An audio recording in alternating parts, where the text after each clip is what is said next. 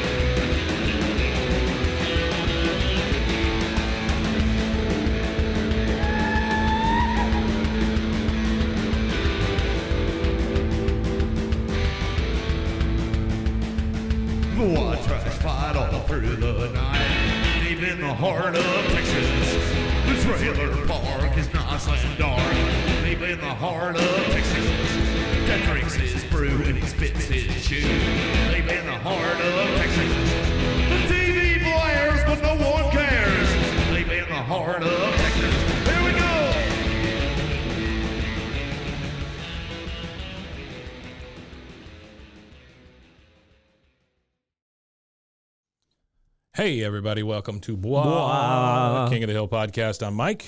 And I'm Rusty. That is right. Rusty, we are all the way at season 4, episode 6, A Beer Can Named Desire. Yeah, and we changed our setting here a little bit for everybody again. Yeah. Hey, I want to point out the fence in the back. We want to make this a collection point.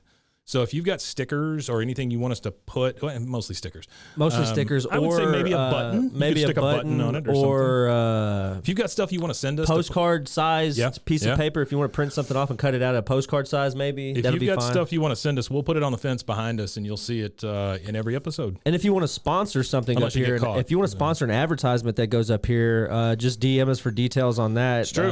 And we'll get you worked out on something. And that depending on, what we work out, depends on how much space you get kind of thing. And if you'd like to sponsor this part of my forehead, you can do that. This part of my shirt. I will shave my head. Palms. I will shave my head for $250,000. Wow, that's a lot. I'd probably shave mine for like $150. Nah, $250K, and then it's gone. Wow, that's really good. All we get is bald Rusty. So that's right. I'm not seeing the equivalent exchange. I'll donate 100,000 of it to a charity of your choice. Whose choice? That's way too low. Whoever gives the money. If somebody gives me $249,000. No. Oh, yeah, that's Mason back, everybody. Mason's back. We've been recording in a way that Mason wasn't able to communicate with us because he's generally busy while we're recording. Yeah. But if Rusty he's just hates me. No, we don't hate you, Mason. But if he's busy in the room that he's in now, in the room that we're in, he can still kind of interact, even if he's a little busy. Like, for instance, I know he's got another recording that comes in about 10, 15 minutes. So we'll get as much Mason as we can out of him while we can. All right, so we are season 4, episode 6. That's a beer. Good job, Mike. A beer can named Desire. You just look like you need it. This is an iconic episode, especially in the Bobby verse. I would say this is one of the first weird things with Bobby. Like, I mean, there's been some weird stuff before, but this is the first time that they take Bobby off kind of into a different, he becomes a dandy or whatever. Yeah. He gets a little wild. Yeah, he gets a little wild on this one. All right, so we start in the alley. We've got all 4 guys and Southern gentleman. I think is what you're looking for. Sure, Southern gentleman, dandy. So they're all out there drinking beer, and Dale finishes a beer and he looks inside it and shines a flashlight inside, and on the bottom inside the can, it says that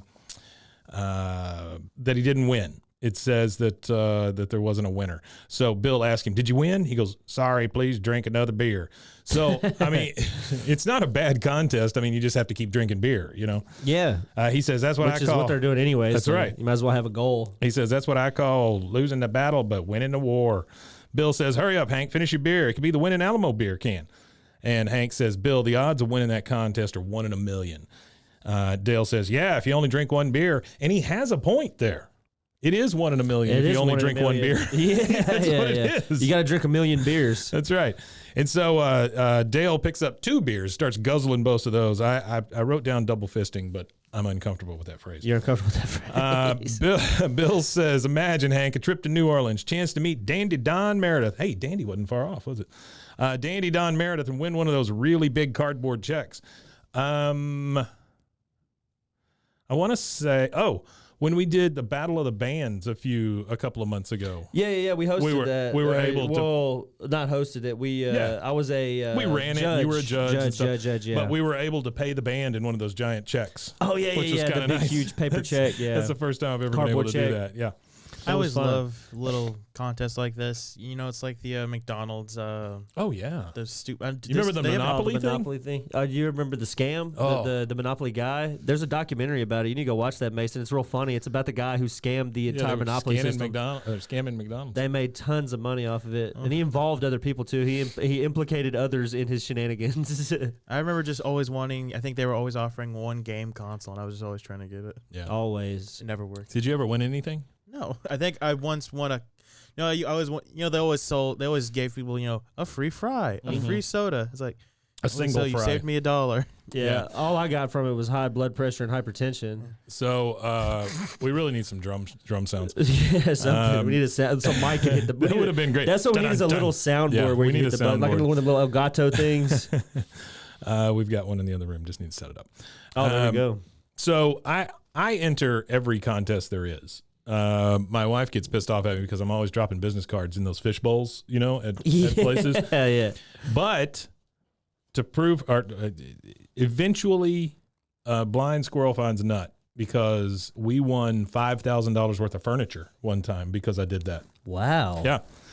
Yeah, we were. Well, you gotta, and I got paid in a big check. I think people underestimate some of those sweepstakes things because some people just don't ever enter. Oh, I'm never gonna win. But if you do what you just said and you enter every single one of them you walk across, that's what I'm saying. You're gonna win a mall car eventually. It's just numbers, man. It's numbers. You're gonna eventually win that car in the middle of the mall. Yeah, we were able to get some really nice furniture out of the deal. Okay, so. Again, Dale's got 2 beers, putting them down as fast as he can. Bill says, imagine, Hank, a trip to New Orleans to meet Dandy Don Meredith and win one of those really big cardboard checks. Hank says, sorry, and he looks in the can and it says, sorry, please drink another beer. Yeah. He goes, this is my favorite with Hank. He goes, well, they asked nicely. So they asked nicely. That's the part he's worried about. Some time passes and there are tons of cans on the ground, which doesn't seem like a Hank place to hang out, but I know that they're fighting this contest. So, by the way, let me go back at the beginning. No bell, no yell. No bell, no yell. Also, the title of this show is called Street Can Named Desire, which is a play on the streetcar. Tennessee Williams, a streetcar named Desire. Yeah. Let's see. He goes, well, at least they asked nicely.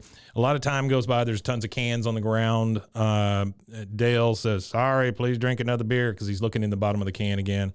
Bill belches real loud and says, there, I made some room so they can drink more beer. Yeah. Hank said, well, I think I'm going to call it a night. And Dale says, pour it on the ground, see if you won.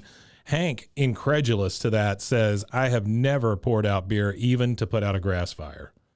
He ain't wasting any beer. Not even on a grass fire. Not wasting beer. He'd probably just stomp. Hank just seems like a stomp it out kind of guy. Oh, yeah. He's not even grabbing the hose until it's dire. He might pee on it before he would pour his beer on it. I don't know. Yeah, that's true. He'd have to pull it out. Yeah, he would have to pull his bird out in the yard to do that. And I don't think that birdie flies anywhere but a bathroom. You know what I mean? I feel like he's the kind of guy that when him and Peggy have sex, he wears his boxer shorts and just pulls his junk out to fly. It's like a peekaboo. Yeah. So now we've cut to the kitchen. Hank has come in with his half-drank beer, and he gets out. This is beautiful because this is what I would do. He pulls out cling wrap and starts putting cling wrap over the beer and sealing it down so the carbonation won't get out. And then he puts it in the refrigerator. The issue I had with him putting it in the refrigerator is if you know anything about French door refrigerators, generally the one on the left-hand side is the freezer. Oh, and that's where he put it. Yeah, that is a little. That's not good because your beer will freeze. Well, maybe he's trying to preserve the beer for another day. Maybe he is waiting because it's like, I know I have fresh beer in the fridge and I didn't finish this one. So when I'm getting close to running out, or maybe he thaws it out. Maybe he thaws it out before, he drinking his last beer and he goes up to, I've got this half a beer here. I don't know. I would hope not. I think it's just anyway. I was confused. Doesn't that make if a beer freezes and then thaws out? Doesn't the beer taste watery? It's gonna be flat. Yeah, it's gonna be rough. Yeah, because I've tried that. So on the side of the can it says it's got one of those big bursts and says "Win the $1 million throw. See inside can." Oh so yeah, one of those throw competition things. That's the competition. And as he's putting the beer in comes Luann. Hi, Uncle Hank. He goes, Luann. And then she reaches in and gets the half a beer out and drinks it. She looks in the can and sees, congratulations, you're a winner. Wow. 1 in a million. And she drank the one. She did it. Well, but it's like Willy Wonka for drunks. It's true. It is like Willy Wonka for drunks. Love it. So next we're at the kitchen table, and we got Bobby and Luann and Peggy. They're all sitting there, and Hank, he is worked up. He's kind of going back and forth, kind of pacing, and he's giving them what for. He says, first of all, you didn't win anything. She says, I won $1 million. Well, no, Luann, we all know that you didn't win a freaking $1 million, but whatever. Hank says, no, the contest gives the winner the right to go to the Dallas Cowboys New Orleans Saints game, throw a football through a small hole in a large beer can for $1 million, or have Dallas Cowboys legend Don Meredith throw it to win $100,000. If you'd read the point of purchase display at 7-Eleven, you'd know that. Okay. He probably read the terms and service too for that shit. Oh, he reads all TOS. Yeah. All right. So Dandy Don Meredith, you know much about him? Dandy Don Meredith. The only thing that I know about Dandy Don Meredith was that he was the starting quarterback for the Dallas Cowboys at their inception, because Dallas Cowboys isn't a legacy team. They are a part of one of the earliest. I think it might be the first expansion. Maybe it might be one of the earliest expansion teams. Well, they were the Kansas City team. Yeah, they were. They were moved to Kansas City Cowboys or something, right? And they then were they moved Kansas to Dallas City Chiefs. No, it wasn't the Chiefs. It was something else. It may have been Cowboys. It was something like that. It was Kansas City something, but I know what you're talking about. And then they moved to Dallas in '60. And they've been there. So it says America's team. Joseph. Yeah, I don't understand it. Joseph Dandy Don Meredith, born April 10th, 1938. He died December 5th, 2010. I didn't realize that. Oh, rest in peace, Dandy Don. Yeah, he was an American football player, sports commentator, and actor. He played quarterback for all 9 seasons of a professional career from 60 to 68 with the Dallas Cowboys of the NFL. He was named to the Pro Bowl in each of his last 3 years as a player, which is pretty great in your last 3 years. Yeah. Well, he only played 9 years. Yeah, but I'm saying 3 years. I'm saying, think about that. You went 6 years with nothing, and then the last 3 you go to the Pro Bowl. Oh, yeah, that's pretty damn good. Yeah. Well, maybe they didn't. Maybe the Pro Bowl was the inception of the Pro Bowl kind of overlaps that. Maybe could be because I know he was a good quarterback. He was a really good football player. He was a very good football player. He just wasn't ever on those teams that could do it all. I guess you were probably too. You're too old. You're not old enough to have watched him play football. No, on TV, he played and retired a year before I was born. Yeah. So I'm not trying to date you or nothing. No, you just did. It's fine. It says he's became a color analyst for NFL telecasts from 1970 to 1984. That's probably where you remember him from. Mostly. Absolutely. I've seen clips, so I know that's where I know him from. I've never seen him play football. Obviously, I'm well past the age of that. Sure, but I have seen tons. I don't know if you have to throw obviously in there. That makes me feel a little rough. Oh, well, it might not be obvious to them. Some people think I'm in my mid 40s, but I'm barely in my 30s. I don't give a shit. But I don't either. So. But his color commentary is what I was saying is what I remember with Howard Cosell and stuff like that. It was him and Howard Cosell. Yeah, they were the team, man. It says as an original member of the Monday Night Football broadcast team, he famously played the role of Howard Cosell's comic foil. Meredith was also an actor, I didn't know this, who appeared in a dozen films and 7 major television shows, some of which had him as the main starring actor. He's probably familiar to television audiences as Bert Jameson, a recurring role he had in Police Story. That's Angie Dickinson, Police Story, I believe. Or is that Police Woman? I don't know. Doesn't matter. Angie Dickinson's the one with the ugly, she has kind of like the weird, unappealing face. She kind of looks like Hades in the Disney movie. Sure. She looks like a female James Woods, potentially. Looks like a female James Woods. That's exactly it. Yeah. All right, so he says, you'd know all this if you had read the point of purchase display at 7-Eleven. She says, okay, so I throw a ball through the hole and then I win. He said, no, I paid for that beer, so it's mine. and she just gives him like this real blank look. You know, she's trying to process this stuff in her head, I guess. Yeah. He goes, let's just say it's your beer. How old are you? She says 19 and a half. He goes, exactly. If you tried to claim your prize, you'd be incarcerated for underage drinking. I don't know that that's true, Hank, but okay. Probably not. He's just trying to scare her. And he says, so if it's your beer, you'd go to jail. Now, if it's my beer, you get to come to the New Orleans with us, and it's your call. She goes, oh, New Orleans. Yeah, so I got an artifact here. Oh, there you go, an artifact. Artifact. There we go, artifact. Where has that been this whole time? Golly, it just rolled Artifact. off. There you go. So here we go from the Artie files.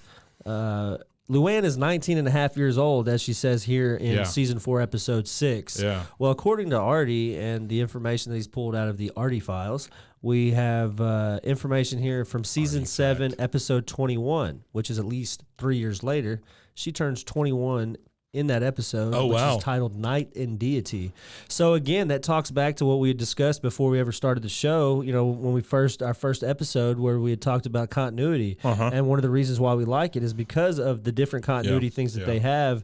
And that again is that alludes to one of the continuity things where she ages up, you know what I mean? So, well, you know, that's funny because I've got a continuity note here in this next scene. Okay. We're back in the alley and it's got all 4 guys there drinking, and Hank and Bill both are in light blue shirts, which you never see Hank in anything unless he's dressed up to go somewhere. Yeah. He's always got that white shirt on. It's light blue, which really threw me off. I thought, man, that is so weird to see him in a different color out in the alley. You know? Yeah, it is weird to see him in a different color. Anytime you see something like that, it's kind of odd because, again, we go back to the pure continuity thing. So when you have one of those things, it's like a sore thumb sticking out to you because you're used to seeing white wife beater or white shirt on him, white wife beater on him, gray button up on him, and then a black shirt on him. So anytime any of them are wearing anything remotely different, it's or the shorts when you come in, you automatically know that this is going to be a focal point for this episode when there's something odd with their clothing, even though this really kind of isn't. Yeah, I've probably seen this episode 100 times, but because I'm sitting here taking notes now, you notice it now. I go, oh shit, look at that, you know. So yeah, that's the reason why it's slowly. I'm not able to watch it the same way that I was before, where I just had it on. Yeah. I can't just watch it like that anymore. No, you start I have to watch it for the show, or I don't watch it. Yeah, it's no longer. I know it's your guys' comfort show, and you all probably put it on. But doing the show for you guys, it's really made it to where I don't want to watch it. We start to really critique it as we go. It takes too much when I'm doing it because I can't watch just 30 minutes of it anymore. It ends up being an hour and 45 minutes, and I'm pausing it and I'm Googling and I'm pausing it and I'm Googling. So well, and the other thing that has changed for me for the positive for this show is I notice the jokes a lot more. Like there's some just little throwaway jokes in there, and I notice those a lot more now. Yeah, I do too. Because whenever I watch it now, I watch it with the script open. Yeah. So I have the script open, I'll have the notes, and it's just it's become a scientific thing. So I don't really watch it every day anymore. I just I watch one episode a week. I watch that episode probably 10, 15 times that week, but I don't watch I don't watch it in syndication. You know what I get really sad whenever I binge something and then I'm done with it. I just finished all of the seasons of Brooklyn Nine-Nine, and I'd never watched it all the way through. Yeah. And now I'm sad, and it's not because I don't have more Brooklyn Nine-Nine. It's just because I was able to slide into that thing and just get comfortable, you got and watch 7 seasons, or 8 seasons or whatever it was. But now I'm looking for something else, and comedy's tough, man. There's just not a lot of great comedy. There's really not. It's either that absurdist stuff, which some of it just does not land, or it's stupid stuff, which you know why? You know what it is? It's to do with a lot of the writing woes that are going on right now, but it's also do with how easy it is because some of these writers are aspiring comedians. Yeah. And now there's a lot more avenues for these people to where they don't have to sit and write on shitty TV shows. There's more avenues for them to go and do their comedy other places, especially right now in Austen with the big huge movement in Austin with the Kill Tony events and stuff that are going on. He just had his 10-year anniversary for his, and they sold out 3,000 seats for a comedy podcast. Yeah. New Year's, they're selling 8,000 seats at the new HEB Center in Cedar Park, and that's just literally bucket pulls out of a hat, and random people go do 60 seconds of comedy. Amazing. Whether they're good or not, it's a show. That's, you know what I mean? It's comedy is, I don't know. It's super amazing. It's in a renaissance, I think, here in Texas. It is. I think all across. I just finished listening to, it was a 4-part series that Conan O'Brien did on his podcast. Oh, Conan, yeah. And it was podcast. the never made Hans and Franz movie, from Saturday Night Live. Yeah. And it had the guys on there, and they were doing the voices and stuff, and they did the whole script. It was pretty fantastic. Pretty awesome. It was great. I would love to see that kind of stuff start coming around, where there's like maybe old things that never got made. Yeah. That maybe they'll make them as animation, or they'll make them as whatever, on one of the streaming platforms or stuff. I would love to see that kind of stuff. Hey, it's getting there. Any of that inside baseball stuff, I'd love it. Okay, so we're back in the alley with all 4 of them. Hank and Bill are in blue shirts for some unknown, godforsaken reason. And Dale says, "So, Hank, what are you going to do with the 100,000? Of course, you could go for the $1 million." And they all just start laughing. Bill says, "I don't think a civilian's ever made it. Made a 10-pass yard through a 1-foot hole. People screaming in the stands, thank God for Don Meredith." He just keeps going, Dale says, "Thank you, God," in response to "Thank you, God for Don Meredith." And Hank just looks, it's the most worried I've seen Hank in a few episodes. He looks pretty damn worried. I would be worried, because you got to think at this point, the man hadn't played football in 35 years. That's true. Well, probably 30 years, not 35 years. 30 years he hadn't played football. So, yeah, he knows, I think, deep down, it's not a sure thing. It's a tough one, yeah. Andy Don might not have that arm. Think about that, man. You get one chuck. Now, if you're talking about $100,000 for some of the quarterbacks we got in today's era of football that have retired, like Peyton Manning or Tom Brady, or even Eli Manning's accurate with the ball enough to throw it through a hole at 10 yards. So, All right, so we're in the bedroom with Peggy, and Hank is kind of miming throwing. He's over there just kind of working it out. Doing a dry run? Yeah, he's over there working it out. Peggy says, "It's like they're paying us $100,000 to meet Don Meredith." Hank says, "Something I would have done for free." She says, "That money could pay for Bobby's college and a mini fridge for his dorm room." Hank says, "Yeah, we could buy all sorts of higher education and appliances with $1 million." She goes, "What? Are you really thinking of taking that throw yourself?" He goes, "What do you think if I was thinking that?" She goes, "Hank, honey, if you're willing to give up a sure thing and go for the $1 million, well, you've got more frijoles than any man I've ever known."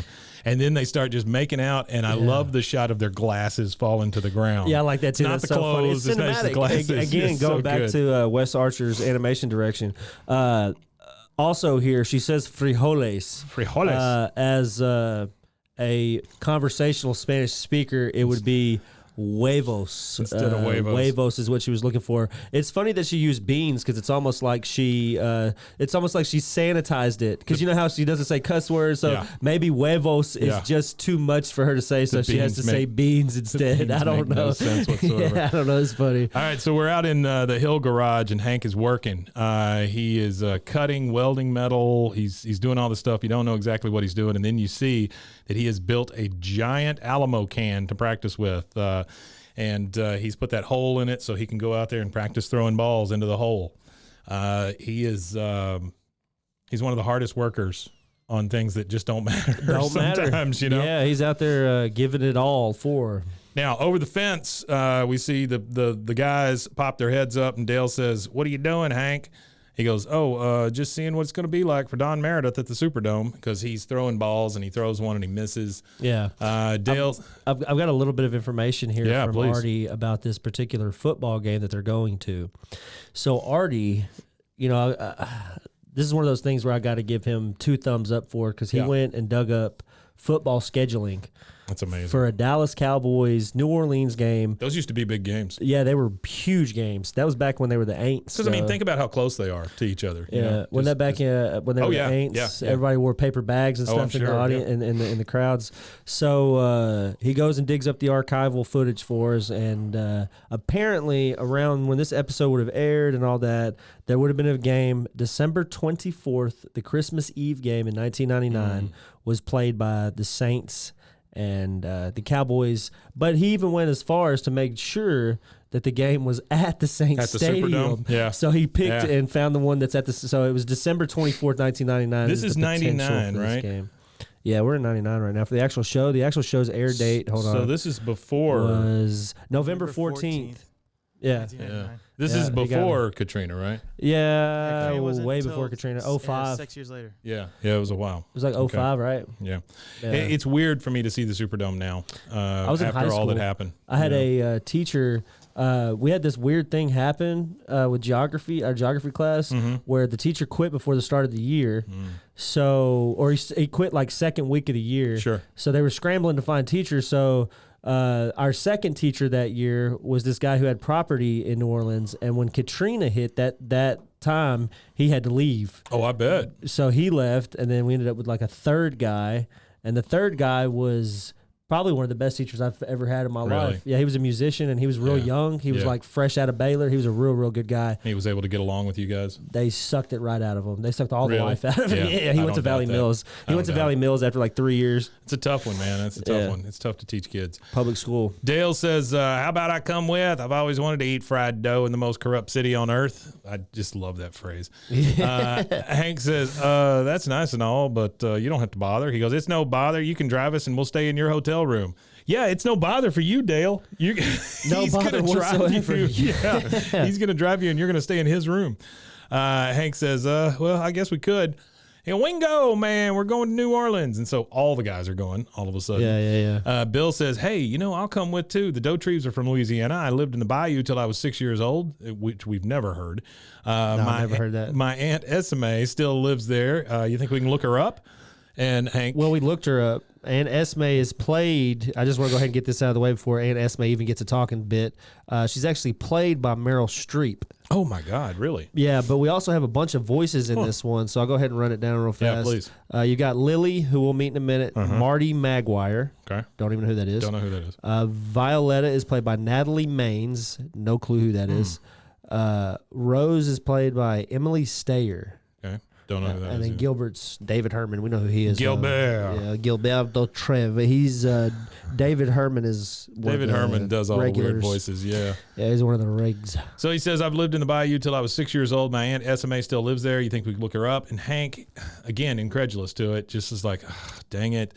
I know we can. I planned out the route to New Orleans very carefully. There's plenty of time for a side trip. I just love that that's like it's a bring down for him. He's like, yeah, I did a really good job. I did a good job. Now we got to pull off over here. Dale says, Bill, I didn't know you grew up in Cajun country, and I don't care. And then the boys just leave. They all just leave. Yeah. Hank throws a ball through the hole, and then he throws a whole bunch through the hole. It just bam, bam, bam, bam.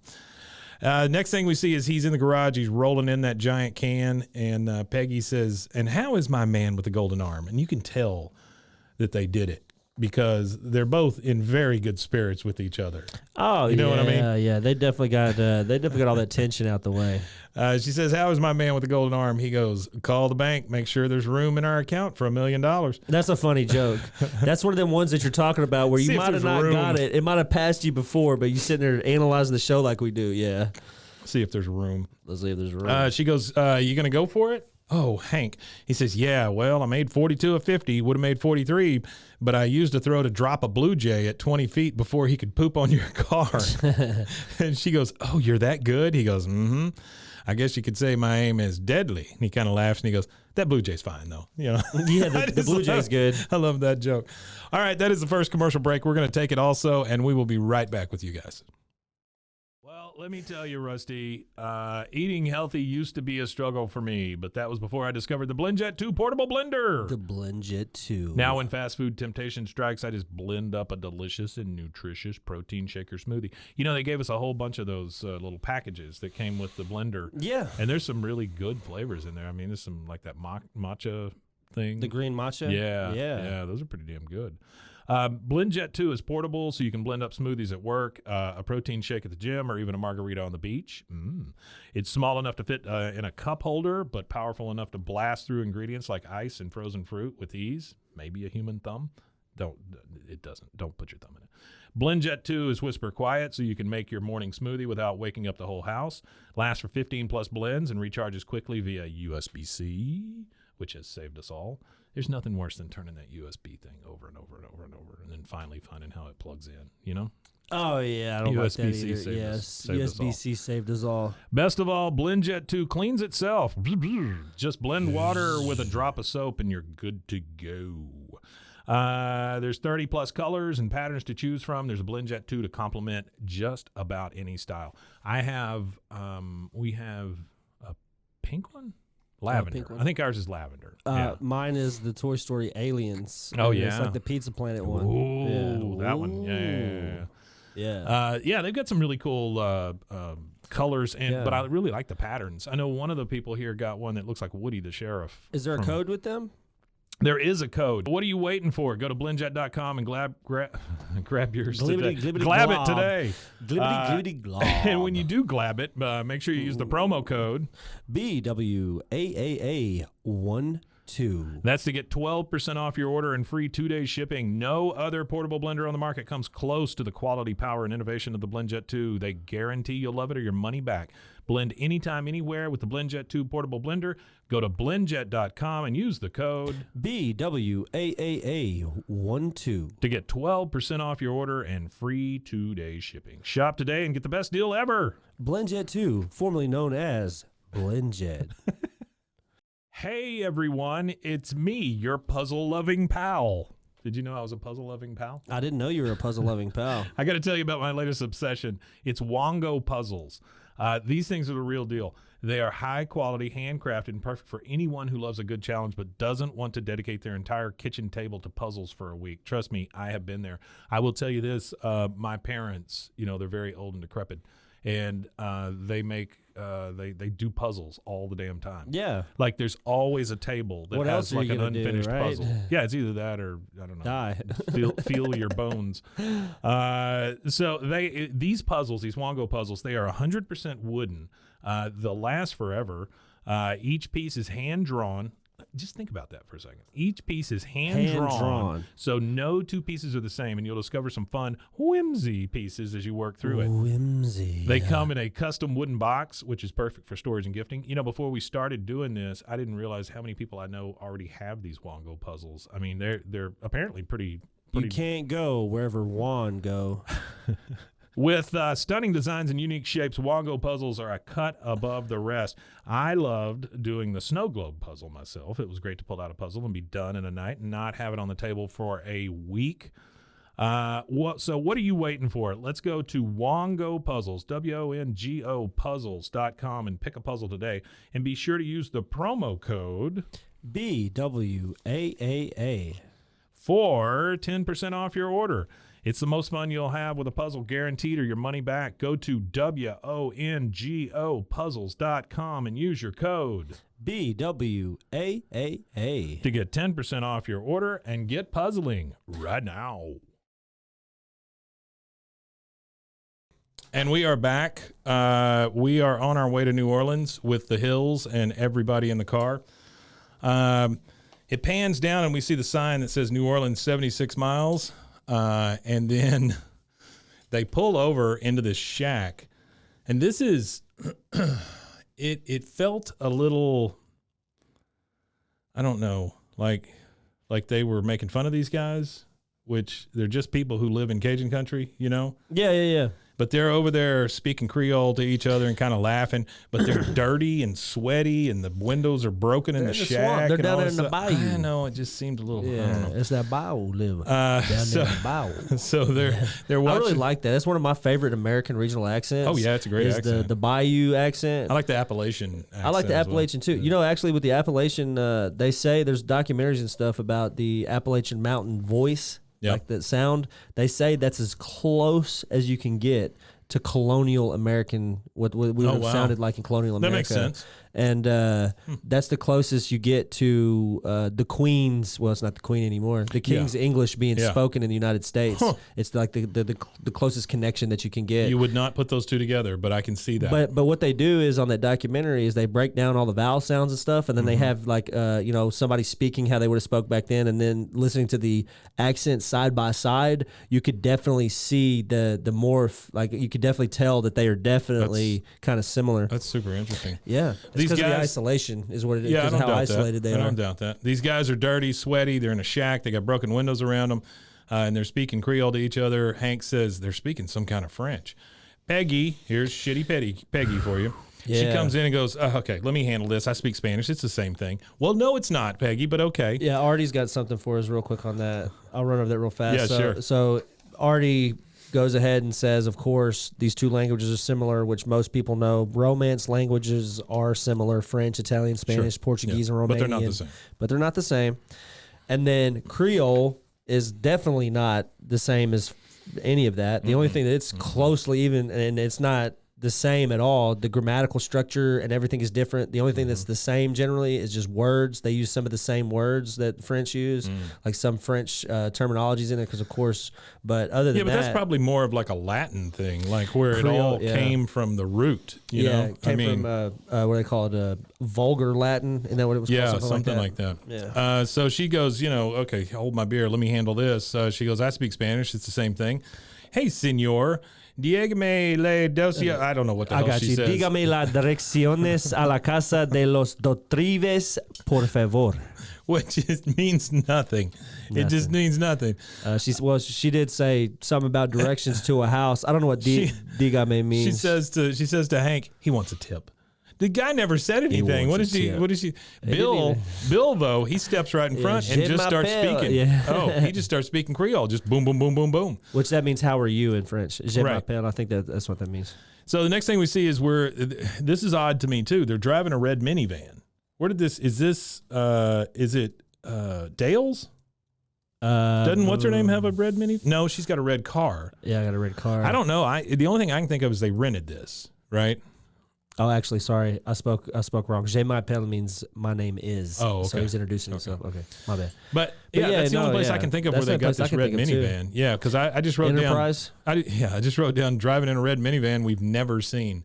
You've got Pank. You got Peggy and Hank in the front. Hank, of course, is driving. And you can see Bill, Dale, and could be Boom. Bill's. We never see Bill a vehicle for Bill, right? We see Bill, Dale, and Boomhauer in the back. Dale and Boomhauer are both passed out asleep. Bill is just real. He's ready, boy. He's like a dog in a car. He's ready to go. Now, here in a minute, we see Luann and Bobby, but I don't see them in this van. No, I don't either. Maybe there's a third row, and they're laying down or something. Yeah, I don't know. Well, because everybody because everybody's in that van that's there, that's present. It'd be 7 people in that van. Maybe they're in the luggage. They're curled up in the luggage rack. Peggy says, Bill, I had no idea you spoke Cajun. Perhaps that's because I try not to ask you questions. It's fucked up. Bill says, well, I had no idea either. And then he points at a mansion they're coming up on, and he goes, voila, you see. Hank says, good Lord, I always figure your family lived in a tar paper shack. God. Bill, good Lord, that's a good one. Bill just goes, nope. Just like it doesn't even faze him. Nope. They pull up, and Hank and Peggy and Bill get out. And then here comes the aunt, 3 more girls, and a guy in a white suit. They come out to greet Bill at the front of the mansion. Yeah. The aunt comes out, and she says, William. And he comes over and speaks some Creole to her, and then goes, Hank, Peggy, Bobby, Luann. And again, I just wrote, from where? Where the hell they come from? Where do they come from? And then Dale and Boomhauer. So he introduces all of them. And he says, who are you? Answers in the form of English, please. Dale's saying this to all those girls up there. He goes, who are you? Answers in the form of English, please. And Gilbert says, I am Gilbert Fontaine de la Tour Dauterive, the man of the house. And he bows to Dale. Dale just goes, Dale Gribble. And then here comes Rose, one of the girls that came up. She comes over to Bill. I am Rose, the youngest. Bill's like, oh.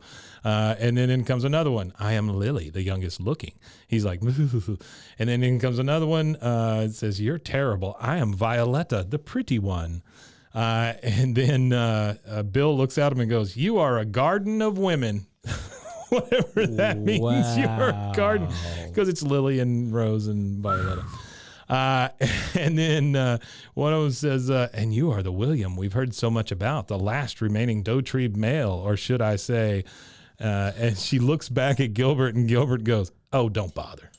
So insinuating that it is insinuating that he's homosexual. Yes, homosexual, yes, but they never say it, which I was pretty. He's like, don't bother. Okay.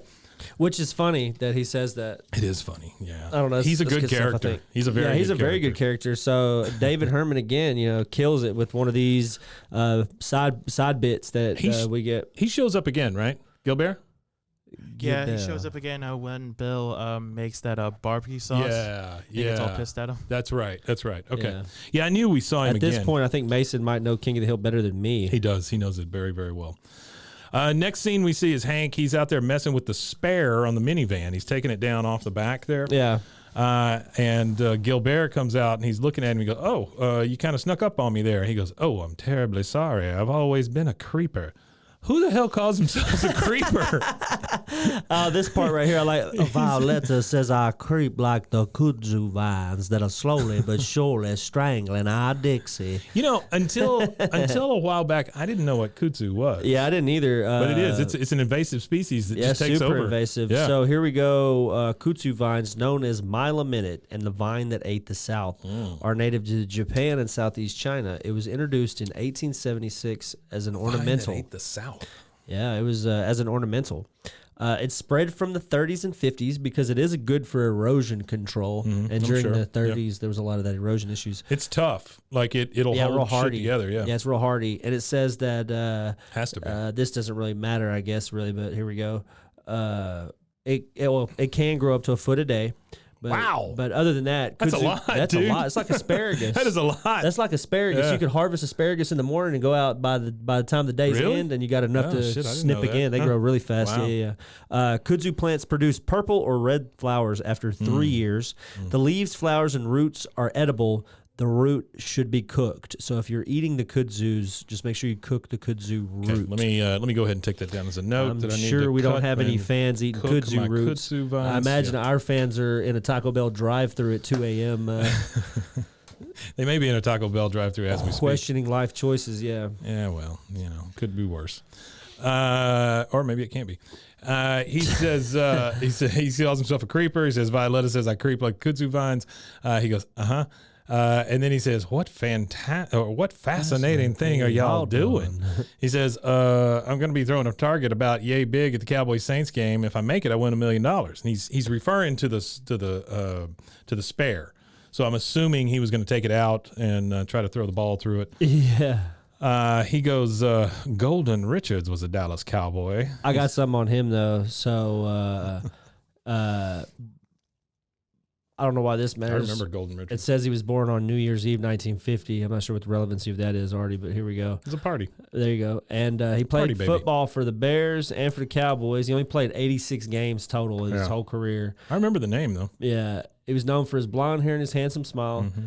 He never had any kids, which that put a lot of speculation in the media that he might be potentially gay. Sure. And then he was arrested for drugs and had a reputation of being an alcoholic drug user, which, again, people associated with homosexuality in this ignorant era of time that we lived in. Yeah, because only homosexuals are alcoholics. Yeah, only. We know that. Yeah, I know more Science straight alcoholics. has told us that. Yeah, drinking beer is going to make you gay. So the cross section just one kind of beer now. So just the one. He speculates. This is Artie's speculation, not my speculation or Mike's. This one belongs to Artie, just in case it offends somebody. Asterisk. It says the cross section of these two paths, him potentially being gay and then him being a drug addict, alcoholic, might be the cross section where him and Gilbert have met. Oh, could be. So absolutely. That was his speculation. Gilbert says Golden Richards was a Dallas Cowboy, and Hank says, yeah, he caught a touchdown in Super Bowl. What do you say? 22. 22. He goes, he was a beautiful man. I knew him briefly. And I knew him briefly. Hank's just like, and that's it. Yeah. That's the only thing. Okay, now we're in the mansion, and Peggy is walking around with Aunt Esme.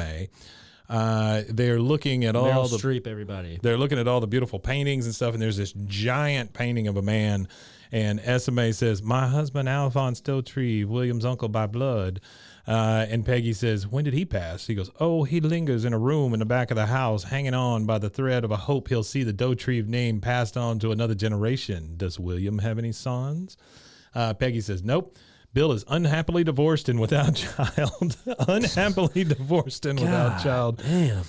Such a bitch. She is. I don't even care what anybody thinks. She is a bitch. Straight up. SMA says, oh, pity. The Dauterive blood is down to a trickle. My 2 sons and my son-in-law, Garrick, Renee, Meryl, died of arterial sclerosis in their 20s, leaving 3 desperate, childless widows to wander this house. They are strings on a harp stretched far too taut. I love the language, yeah. If they are not strummed soon, well, they really need to be strummed. Peggy says, this is right out of Shakespeare. Okay, idiot. Now we're at the graveside where one of the sons was buried, and Bill he's like trying to get the kudzu, I guess, off of the tombstone. And one of the girls comes up, Rose, we find out. She says, this is my husband, Garrick. The Louisiana diet will kill a man as surely as a sword. Oh, no, this is before that. So he's just standing in front of it. They're both standing there watching. He goes, uh-huh. So, Rose, you're not married? She goes, I'm all alone in this world, William. And then they start speaking French. She literally slams him down on top of a grave and starts making out with him. Oh, yeah, right easy. There.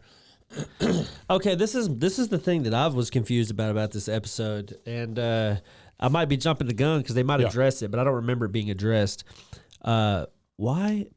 Oh, okay, never mind. I got it now. So all these 3 women are in-laws, not... Yeah, well, they do address it here in a second. Yeah, they do. You're right. But it still doesn't make a whole hell of a lot of sense to me. It really doesn't, because like 3 dudes die, and then you grab the other. Like, why don't they just go? It's not 1875. That's what the whole thing show is. It's like they're stuck in this friggin' time warp, and they're living by like an 1875 standard where if the brother dies, maybe even earlier. Yeah, if the brother dies, the woman marries the next available brother kind of thing. So what we're dealing here with are 2, let's see, what'd she say? 2 sons and a son-in-law. Those are the 3 that have died. Mm-hmm. So the women married to the 2 sons would not be by blood, so that's fine. It's the son-in-law. That's the one that's by blood. Because she would be his cousin, and so that would be by blood. That's the one you want to stay away from, and so he has to figure that out. But I imagine in antebellum Louisiana... I don't think it matters, Probably... Yeah. Current Louisiana, it might not matter. Well, I'm just saying, this far down in the bayou, you could probably... not see another human for a year. Yeah. So. I have a buddy down in Lafayette. He's actually read every book inside of the Lafayette Library. He's got like a little placard for it because he's read all their books. But best I ever got was eating a 72-ounce steak. I got my picture on the wall. I didn't. No. Well, he was looking for. He'd never eaten a bagel ever in his life. We were talking about it. I was like, you never had a bagel? I said, there's no bagel shops in Lafayette. Well, he goes, I don't think there's a Jewish population in Lafayette. It's probably pretty true.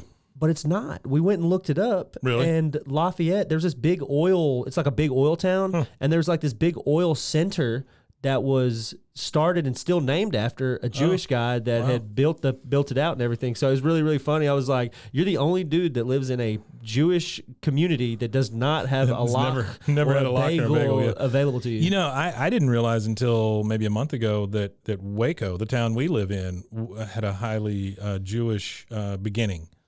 A lot of the people that started this town, big Jewish community at one time, not anymore. So now we're at the graveside. She throws him down, starts kissing on him, making out on him. Now we're back in the mansion, and I wrote down looking for Rose. Bill is coming through there going, Rose, Rose, and we hear this triangle playing, ding, ding, he goes, oh, hello, Lily, that was pretty. Now, what song was it? Or is it supper time? That's a wonderful Bill question right there. Was that a song, or does that mean it's time to eat? Does that mean it's time to eat? She goes, oh, my late husband, Renee, and I used to make music together. Now they are only notes. And I wrote down on the fainting couch. I think they're sitting on what they they call them fainting couches, where it was kind of like a sunbed almost, something you'd have in a parlor. Yeah. And Bill picks up an accordion out of nowhere and just starts playing it. Playing a beautiful melody. Yeah. It wasn't just like picking it up and playing it. It was like picks it up and starts hitting like virtuoso beautiful style. Thing. Yeah. And she says, oh, you play beautifully. And she starts crying a little bit. And he goes, I'm surprised as you are. And then this scene is one of my favorites of the movie right here. She jumps over on him and starts kissing him, and then she realizes what she's doing. She gets up and just runs off. She's probably the cousin. Yeah, it could be. Later on, we're in Gilbert's bedroom with Bobby, the aunt Esme, and this Gilbert. Is my bad, I jumped the gun. Yeah, in front of the chifforobe or the wardrobe full of clothing. And the aunt says, Robert, a young gentleman like you should dress for dinner. And when she says Robert, she's speaking to Bobby now. Yeah, Robert. Right? Robert. Gilbert says... Kind of like Colbert, Stephen Colbert. Sure. Gilbert says, well, let's just poke around my old chifforobe and find you something suitable. My Lord, this muggy November weather gives me the horribles. Robert, this here is velvet, not velveteen. And he says his name in, I wrote down Robert. So Robert, this here is velvet, not velveteen. Did you write down what the difference between velvet and velveteen? I did not. I just know that he pulls out the little blue suit that looks like the little Fauntleroy suit and gives it to Bobby, and Bobby starts rubbing it on his face. He says, between velvet and velour, he goes, a gentleman must learn the difference. And Bobby, he rubs it on his face and he just goes, my Lord. For the fans here, you can go to threadsmonthly.com is where we're getting this information from. So velvet has high pile, whatever that means, and a glossy. Thicker. Oh, thicker. Yep. Okay. Mm-hmm. So it has a high. Oh, that's like when you drop it on the ground, like the carpet. Like this has zero pile to it, but then you get the shag, which is a high pile. Ah, I got you. Mm-hmm. Yeah. So velvet has a high pile and glossy shine, making it better for luxurious evening wear and upholstery. I had a high pile one time. I had to take a bunch of Yeah. I've had a few of those. Sure. I was stopped up one time so bad. I somehow thought it was a great idea to go eat at a steakhouse. We ate at a steakhouse. No. I ate a 22-ounce steak. That's a plug, and man. 2 pints of beer, and it wasn't a plug. It was a deluge. Was it really? I went home after eating that 22-ounce steak and those 2 beers, and it was like 2 weeks just fell out of me. It was crazy. But back to the Velveteen. So thank you very much for everybody who was listening. So the Velvet has a high pile, glossy shine. Velveteen has a short pile. It's stiff and structured and has no drape or shine. So so it's more of like throw pillows or something. Well, throw pillows or those kids' books where it has the thing that they can touch or whatever. But you're right. It's those throw pillows. Meemaw's kitchen chairs. Meemaw's kitchen chairs. The ones that you're not supposed to sit in unless you're eating. That's right. That's right. That's Velveteen, folks. Weird, but okay. All right, so now we're in the big dining room, and Gilbert says, dinner like youth will be served. Boomhauer is standing there, and one of the girls walks past him. He goes, yo. And I just wrote down that he's wearing his Miami Vice coat because that's how he dresses fancy. He dresses like one of the guys from Miami Vice. She just goes right past him to greet Bill, who is in his one suit and tie that he owns. And it's Lily, and she just goes, hello. And then you get Gilbert again saying, I present you young Master Robert. Bobby comes out in his blue velvet suit, and he's got this orange. I wrote down bow tie, but it's not really a bow tie. It's like a bow that's been tied. Like the Colonel. Like Colonel Sanders wears that big kerchief thing or whatever the hell they call that damn thing. It really is amazing. SMA says, lovely. And then, of course, it pans to Hank, and Hank's like, oh, my God. Bobby, why don't you let me sit next to Gilbert so we can talk sports. So, Gilbert, how do the Saints look this year? Yeah, this line right here. Gilbert, he goes, I'm more familiar with sinners than saints, my dear, and sinners always look good. And once again, Hank is very confused. He doesn't know exactly what's going on. Uncomfortable. Yeah, he don't know whether this guy's left or right. So we now see something that doesn't have any dialogue, but it's after dinner, Bill, he's putting on a little performance for the ladies. The girls are all watching. He's doing that knee slapping thing where you dance and you slap your knees and stuff to the music. Gilbert's over there playing the accordion. He doesn't have it looks like a cigar, but I think what it is it's one of those extensions that has a cigarette on it. The little holders. I know if we have any listeners from New Orleans, particularly of the female variety, please email us and explain, if at all possible. And I'm sorry for cursing. How the fuck is this sexy? Yeah, I don't know. I'm slapping your legs and stuff. Yeah. No, I don't think it is. Either. Well, that's what I'm saying. I think this show is this particular episode is kind of weird because they're doing things that were hip and cool. 150 years before this episode aired. Yeah, it's old stuff. Yeah. I want it to be known that the tune that Gilbert is playing in the script here, it says playing sprightly tune. So it's a sprightly tune he's playing. Now we're in bed with Hank and Peggy, which has become a normal thing. But I don't want to interrupt you for a second, but go for it. I just saw one of his notes that I missed. This is Artie's notes? Artifacts.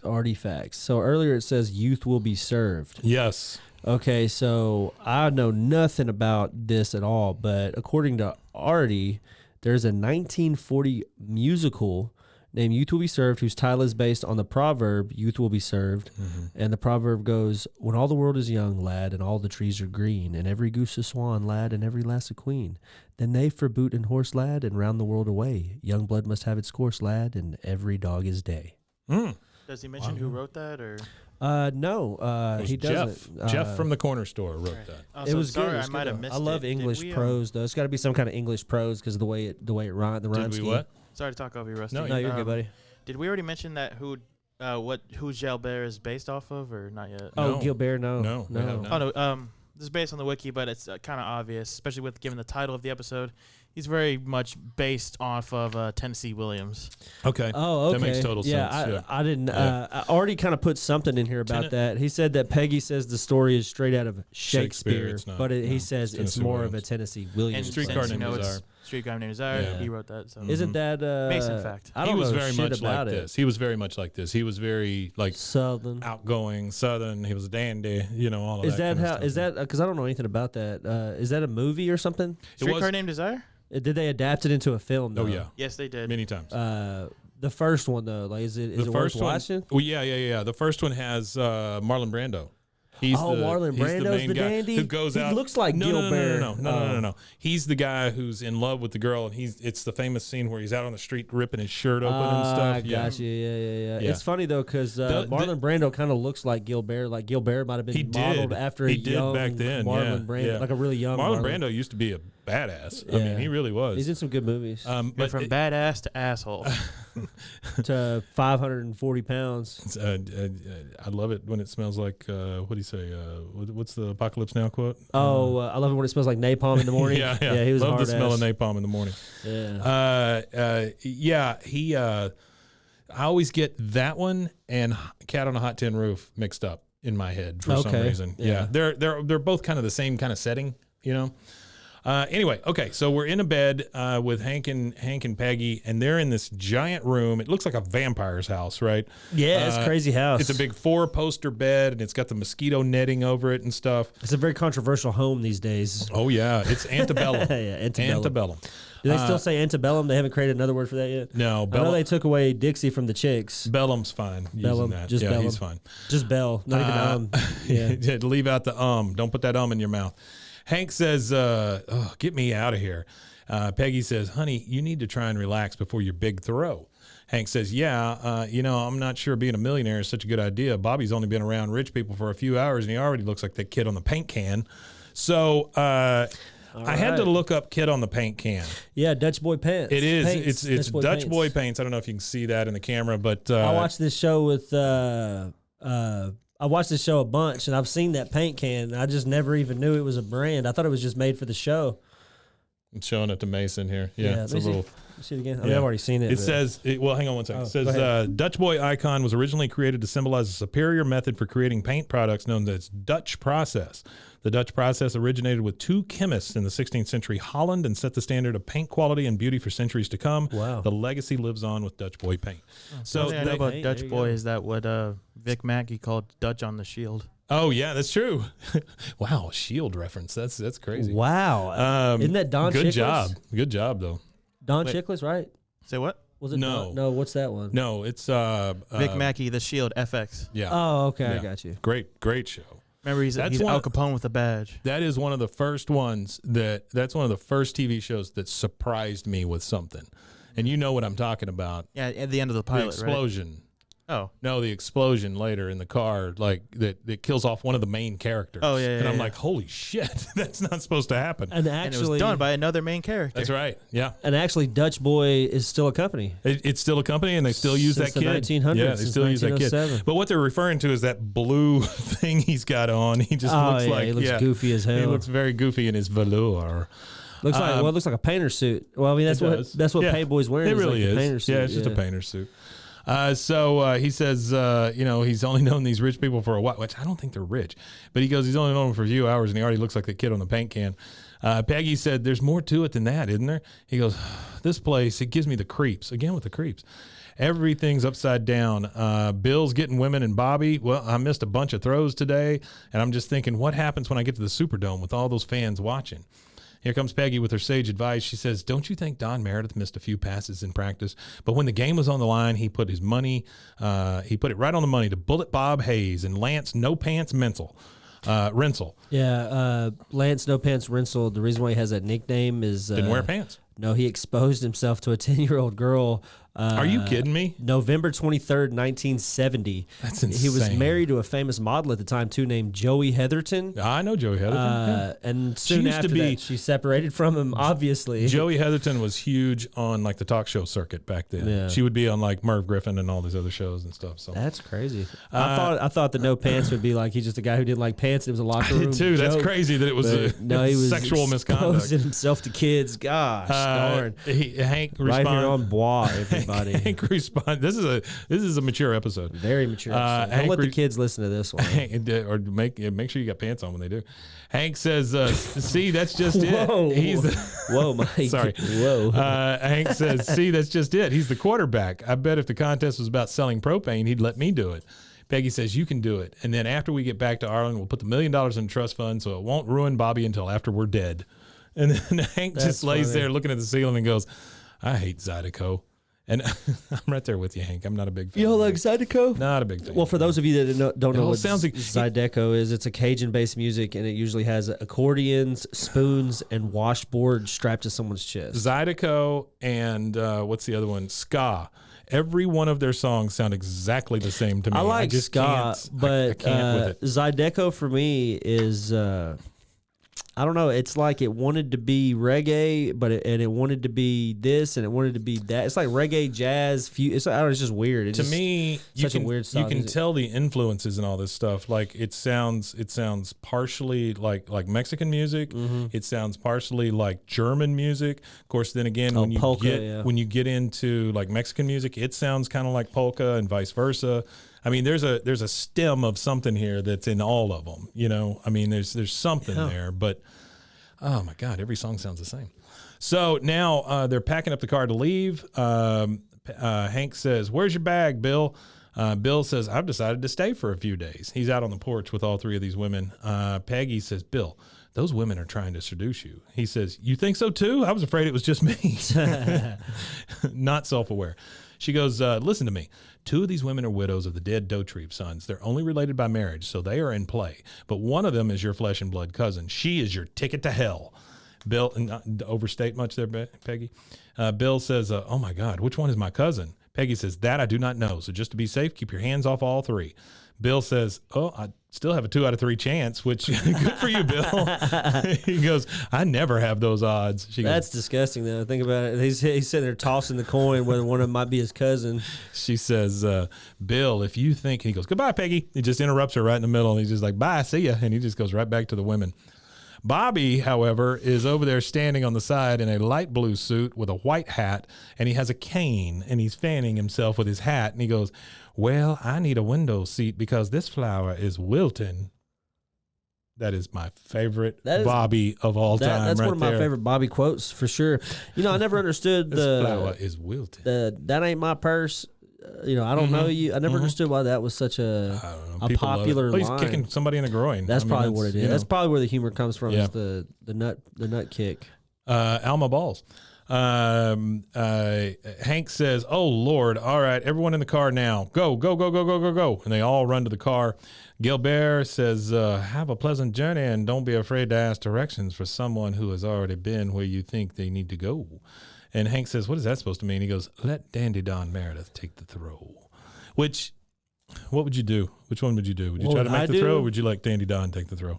Oh, I can't throw for shit, so I'd have Dandy throw. I mean, 10 yards. It is just 10 yards. I can hit a human being in 10 yards for sure. Because but I just hitting a super specific small hole on a cardboard cutout. That's not even really. It's probably the perfect size of the ball too, with very little. Yeah, it's like at the fair. It's like the fair. It's all rigged. You got to be able to do it. You got to be or a papa shot kind of thing. You know, the basket's the size of the ball. Perfect. Yeah, you got to be really perfect with it. You got to have like the technique down to get it done, because that's what they do. The carnies will hop over the side. Yeah. They'll show you the trick. They'll do it flawlessly every time because they've done practice it a million times.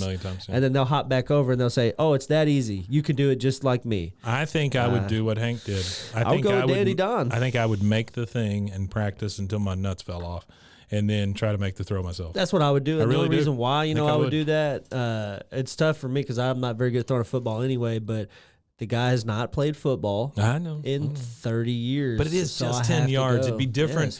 Yes. You see those half court shots to win a car. You see those guys kicking a field goal from the 40-yard line or whatever to win a car or something. I see teenage kids on TikTok alley-ooping and throwing it over their head and doing overhand shots from it's because they got 9 hours a day. They can just sit there with their phone on, and one time they make it. Yeah, true. All right, so this is the second commercial break. We're going to go ahead and take that, and we'll be right back with you guys.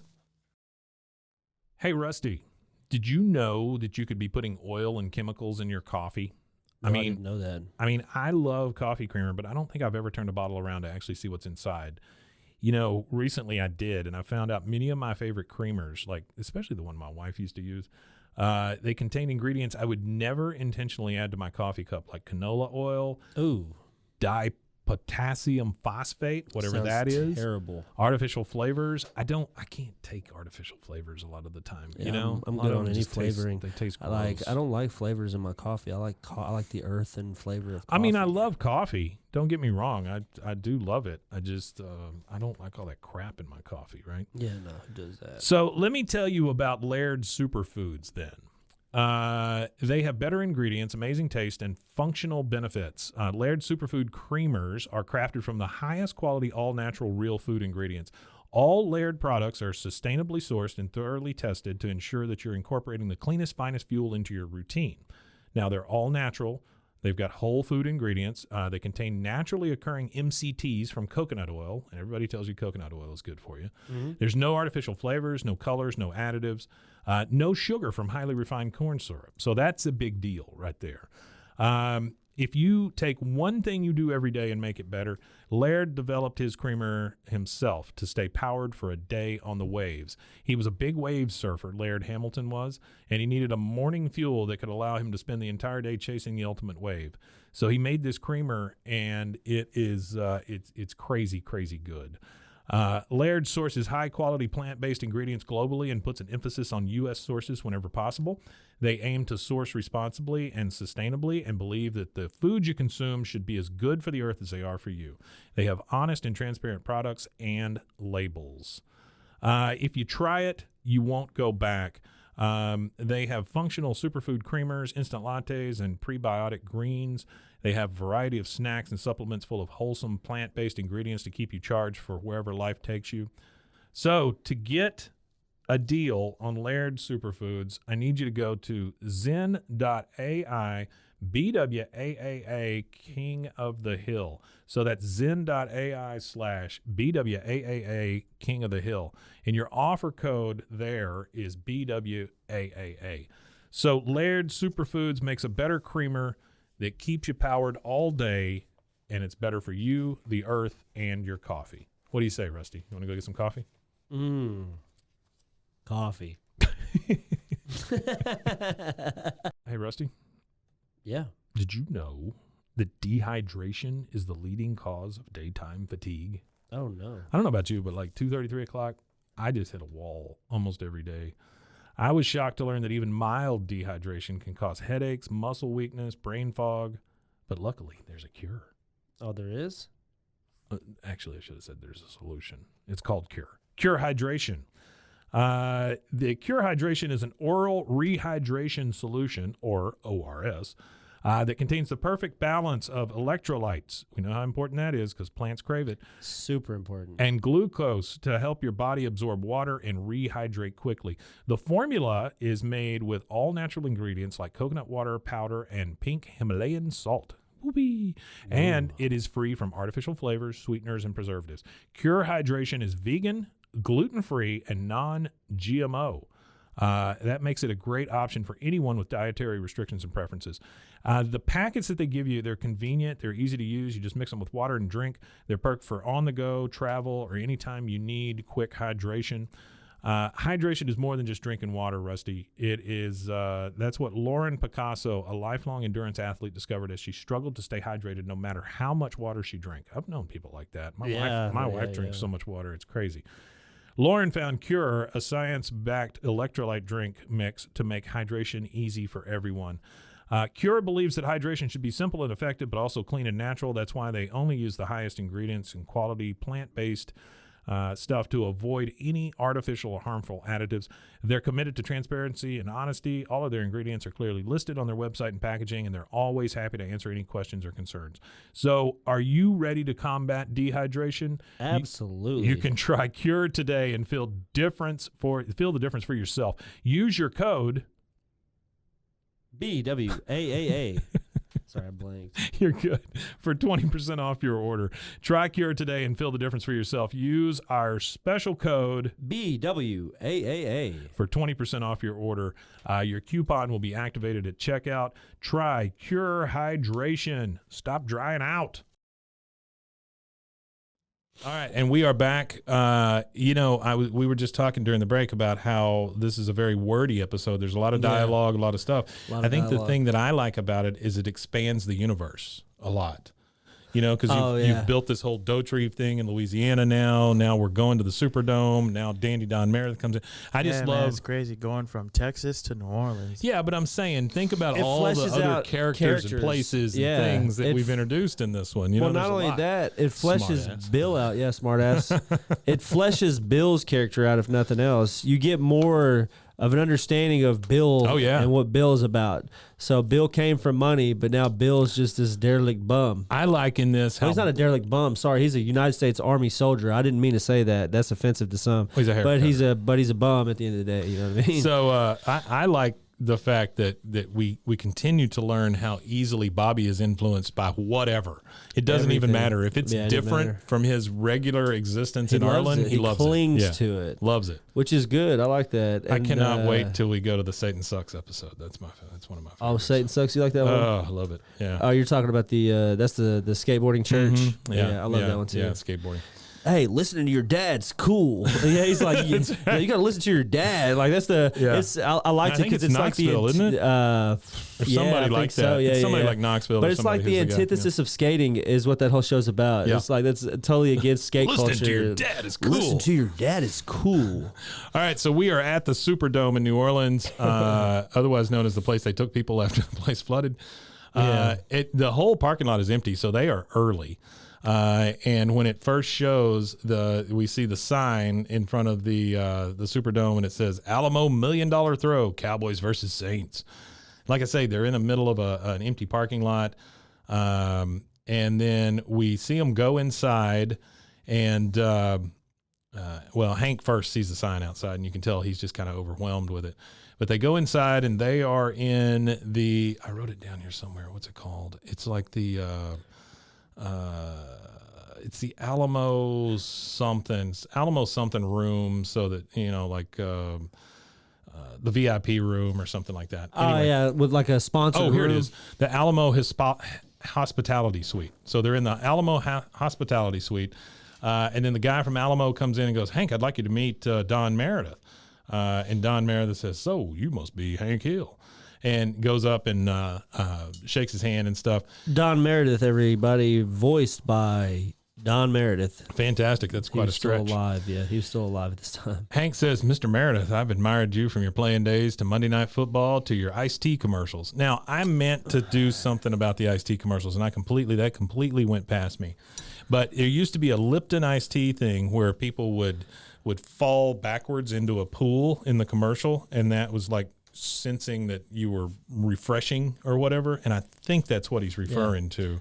You're looking up one of them? I did actually find it right here. So you've got 1982. You got it with Willard Scott in 86. 82. Yeah. 81. Yeah. That doesn't have a date on it. Yeah, he did a buttload of them. 78. So the guy was, he was prolific with the Lipton tea. Man, that's crazy. Because he was their spokesman. That has to be, not only, that has to be like one of the earliest instances of marketing for like a guy from football doing ads and stuff. Like, I don't know. I mean, not the first, but Joe he had Namath to be, did the thing with pantyhose. Yeah, but Joe Namath's post.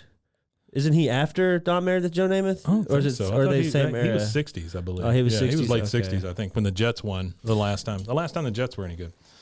Well, they might be good again soon.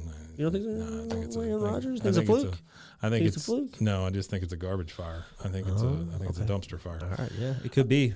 He says, Mr. Meredith, I've admired you from your playing days of Monday Night Football to your iced tea commercials. And again, they were those commercials where they'd fall back into a pool holding a thing of iced tea, which just sullies up your pool.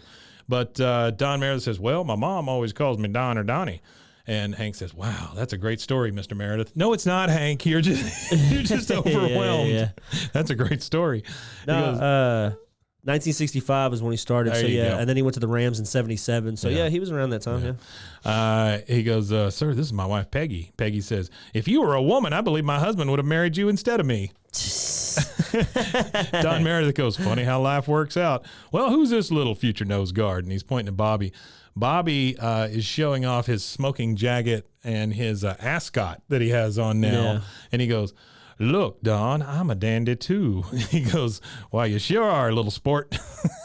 Hank just like, oh, yeah. The guy from the Alamo then pipes up and goes, hey, that reminds me, Don, I've got your old jersey for you to wear during the contest. And you just hear him go, yeah, no, I hung that thing up a long time ago, says Dandy Don. He goes, why don't you let my friend Hank here wear it? And Hank says, oh, I would be honored. You got the pants too? Yeah, cowboy metallic blue. And then Don just kind of chuckles. He goes, like father, like son. And he's referring to Bobby with the smoking jacket. He pulls out a flower out of the little vase, sticks it in Bobby's lapel, and goes, there you go, sport. Now we are, Bill is outside. Now he's pulling those vines off of the grave. Yep. He gets a little startled and goes, oh, Rose, I was just tidying up your husband's grave. She goes, oh, you are a sweet, sweet man. He goes, Dauterive, your husband is a Dauterive, because he sees that it says Dauterive on the thing. And he goes, he's dead. And then she goes, take me. And he goes, okay. And they both fall on the ground and just start making out right there right in front of the grave. Yeah, that's on the grave. That's probably the most sex Bill Dauterive. He's already had, it was like the third instance. It's probably the most sex he's had in probably the 9 years since Lenore. Oh, I think it's the most sex he's had in his life. Now we're back at the Superdome. Nah, I don't want to say that. We can't say that. We got to remember who Bill is and was before Bill became soft. He was a strapping young man. Remember when he came back from the military and saved Hank, and then Hank gets the tattoo, and he was just like this big. Well, he also stole a tank. Sexy in an man. Universe. Yeah, Mike don't like that one though. Mike didn't like that. I didn't like that. No. I don't know why Mike. I want to be able to talk to him to find out. I'm just curious as to why he doesn't like the tank That would be thing. super nice. Yeah. I think that he didn't like it. I think it's the fact that everything happened in a year. I think is what it was. Well, it's not real though. He likes realism. Yeah, that's true. Like he likes the slice of life kind of thing. So now we see both Peggy and Hank sitting on a bench. They're in the tunnel that leads out to the field. Those tunnels always remind me. Do you remember the Mean Joe Green commercial where this kid comes in and gives him a Coke and he throws him his jersey? You ever seen that commercial? Yeah. You're talking about Mean Green. Yeah. It always reminds me. Anytime I see those the tunnel, like it'll be him, and he hands that kid that Coke. Yeah. Peggy is in a full-length yellow dress, which is weird. You don't normally see her like that. Yeah. Speaking of Cokes, I've been on like a weird Mexican Coke kick. Okay. Doing my delivery routes, summer's hot as hell. Yeah, and I drink a lot of water, so by like the end of the day, I'm just like so waterlogged from drinking water all day. It's supposed to be 108 here this next week. Yeah, I know. It was terrible last week. It's June. It was god awful, but it was. one of the restaurants that I serve to, they always ask me if I want a drink for free. You know, they give me free really? drinks or whatever, and I always take a Mexican Coke. That's cool. But now they've got me buying pallets of them from Sam's, or not pallets, but cases of them. It's that pure cane sugar, man. Imagine a pallet. Sugar. Oh, no. That's a heavy pallet, number one. Heavy pallet. A lot of glass bottles. Hank is wearing the number 12 Dandy Don jersey, and they're both just sitting there waiting for everything to start. Peggy says, now's the time to fake an injury if you want to. Oh, great, Peggy. Good way to support. The Alamo guy comes out and goes, it's halftime, Hank. We're on. He just keeps on walking. He's got a flip cell phone up to his face. And he goes, now it's time for the Alamo beer $1 million throw. Once we get out onto the field, you hear the PA announcer say that. They're on the phone, or they're on the field with a microphone. Dandy Don is in his fur coat, which he was kind of known for that. Hank and Peggy are standing right next to the big old beer can. And the guy is saying into the microphone, Alamo Beer would like to welcome our contest winner, Hank Hill from Arlen, Texas, and Dallas Cowboy legend, Dandy Don Meredith. You hear the whole crowd cheer. He goes, what's it going to be, Hank? Are you going to go for the $1 million, or are you going to let Dandy Don try it for $100,000? He looks down at the football. He looks at Peggy. He looks at Dandy Don. Don winks at him. And Hank says, don't worry, Peggy. Our boy's going to college. And he says to the guy, he goes, I'm going to take the sure thing. He hands the ball to Dandy Don. And Don goes out to throw the football, doesn't take his jacket off or anything. It's just like it's nothing to him, right? He goes out there and he throws, or he goes out in his jacket, and Hank says, aren't you going to take off your jacket? And literally, Dandy Don just comes up, throws it, and misses. He just goes bonk. And then he walks right past him and goes, tough break, son. That's the grift, though.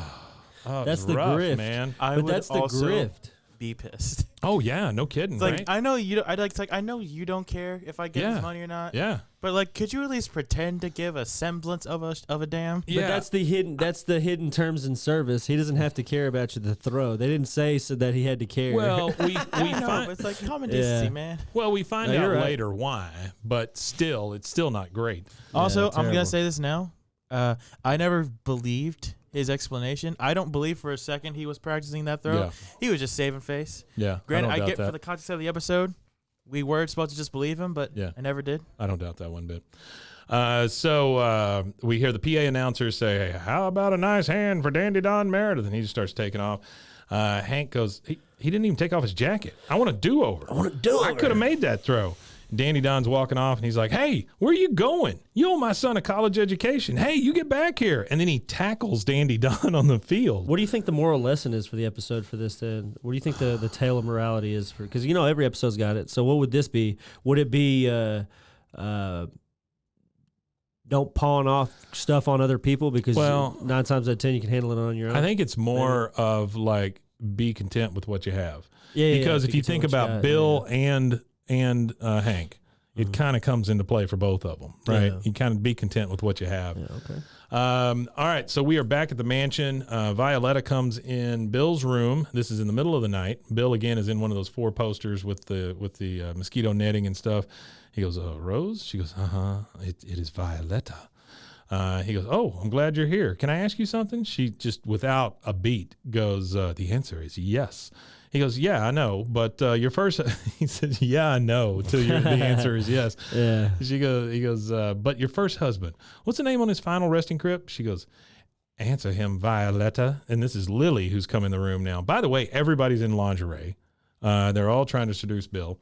Yeah. And Violetta says, Lily, be gone. It reminds me of the succubuses in... Yes. In like Dracula and stuff. Like Homer's Odyssey or whatever. That's true, the sirens when they crash against the rocks. That's what they're kind of like. They're trying to get him to crash. Yeah. Muses or something from Greek folklore. And so Rose says, this is wrong. Violetta is your blood cousin, Guillemette. She's lying.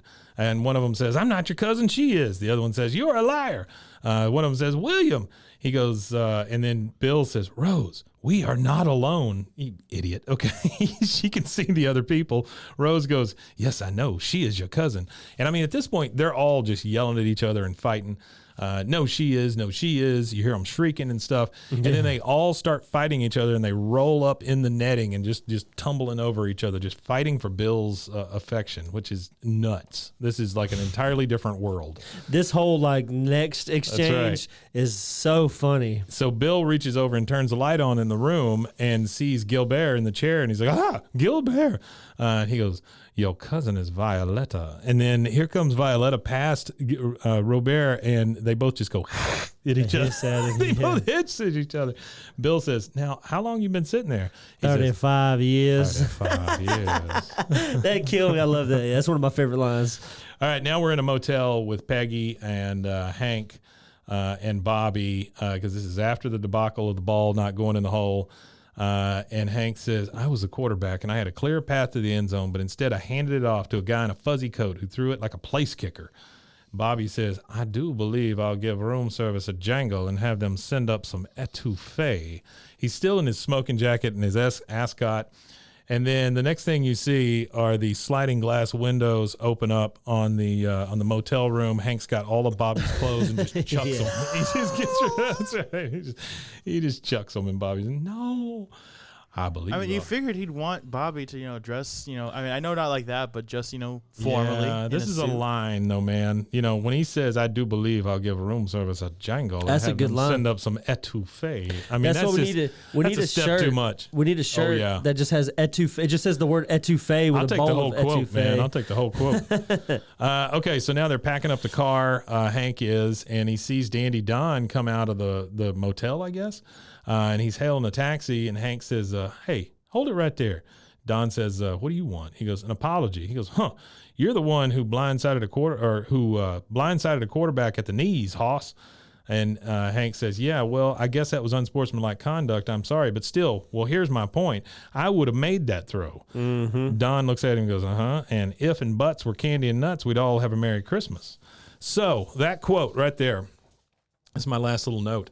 It says it was coined, that quote, candy and nuts, was coined by the Dallas Cowboys quarterback Don Meredith, so it's literally a quote from him. He says he was on Monday Night Football at the time. Howard Cosell said to him, if Los Angeles wins, it's a big one, but San Francisco is still very much in it. And then Don Meredith responded with, if ifs and buts were candy and nuts, we'd all have a Merry Christmas. So that's where it came from. It came from Monday Night Football. And it's also a derivative of another saying from the 19th century. If ifs and ands were pots and pans, there'd be no work for tinkerer's hands. There you go.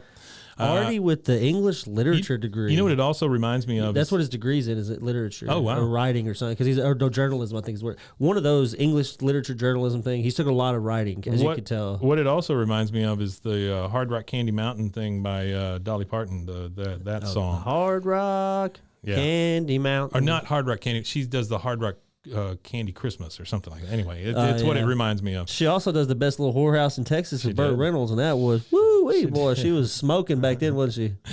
Literally smoking. She's on fire. Smoking. Yeah, she was hot. You got it. He says, so if ifs and buts were candy and nuts, we'd all have a Merry Christmas. And Hank says, I would have. He goes, all right, Hoss, prove it. Take us to the Superdome, cabbie. And so they both get in the cab, and they're heading back over to the Superdome.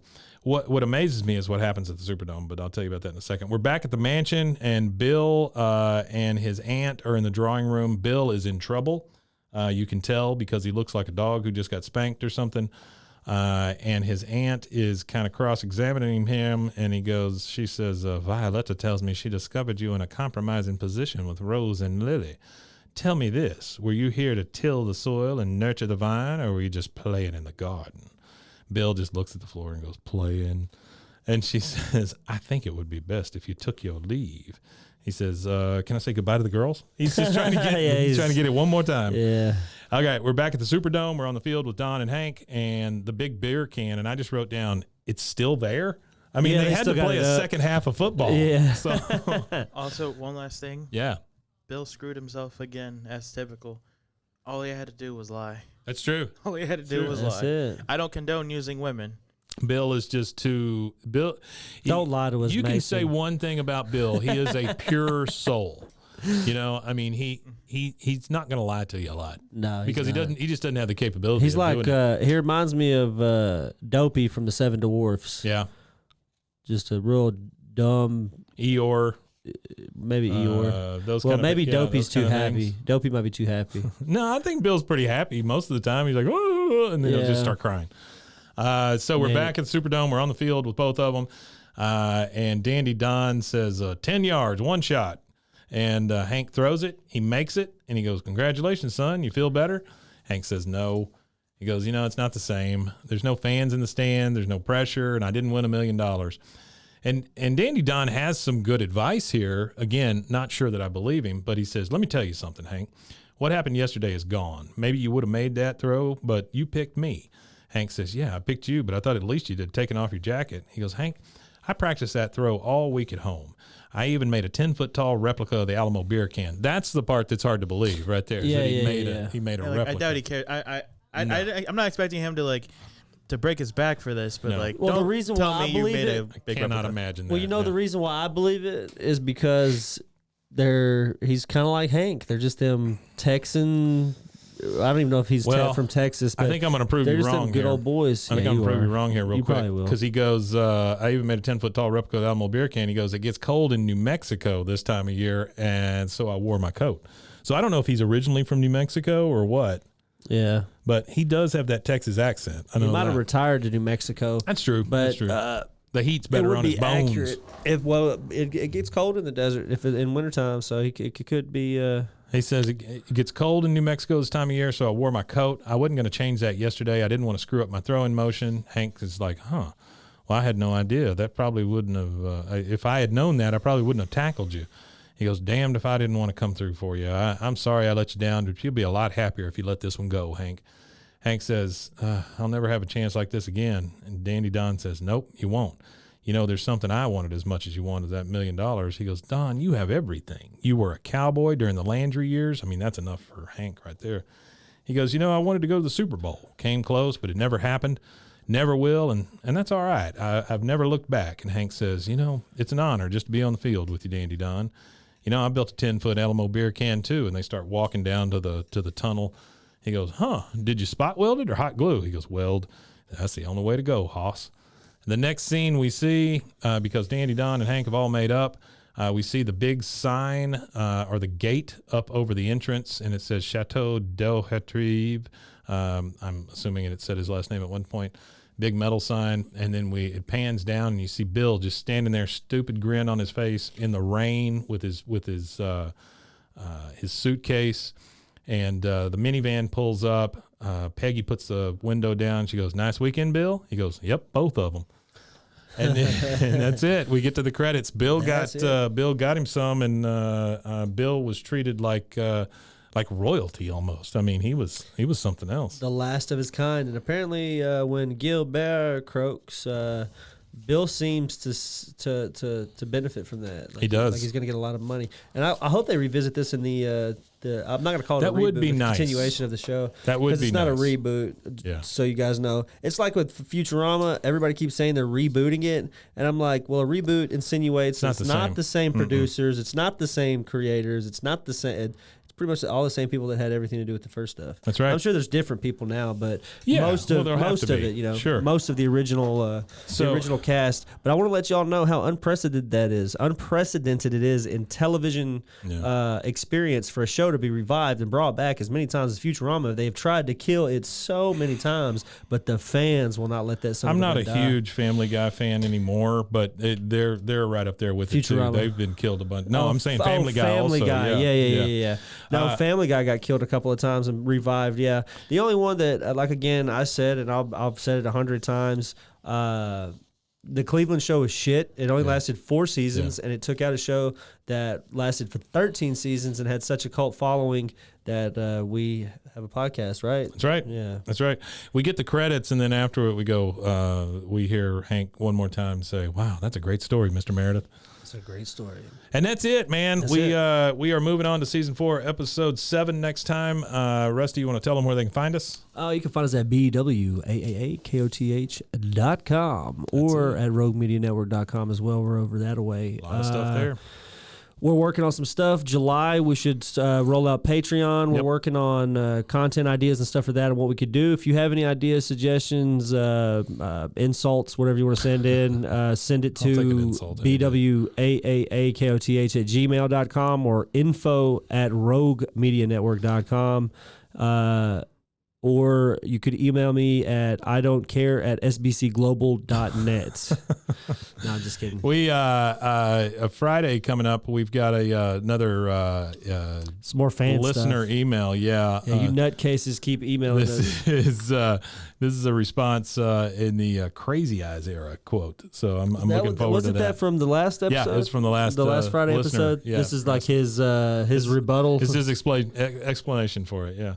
All right, guys. Well, thank you so much for joining us. We hope you enjoyed it. I know it was a little bit of a long one, but we'll see you again next time. Wimatanye. Wimatanye, indeed.